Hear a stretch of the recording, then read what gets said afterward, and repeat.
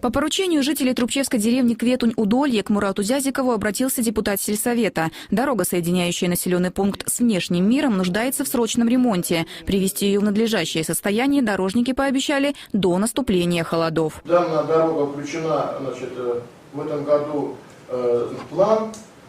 И сейчас в скором будущем будут проведены торги. Она уже выставлена на аукцион у нас. И мы данную работу выполним в этом году, до октября месяца мы ее сдадим. Долгожданную квартиру благодаря вмешательству президента и заместителя полпреда скоро получит бывший сирота. В программу капитального ремонта попадет дом, построенный с грубыми нарушениями. В современную новостройку переедет пожилой житель ветхого барака, а школьник-инвалид получит новые слуховые аппараты к началу учебного года. Это уникальный аппарат, не каждый их делает. И в августе месяце я планирую это все тему закрыть.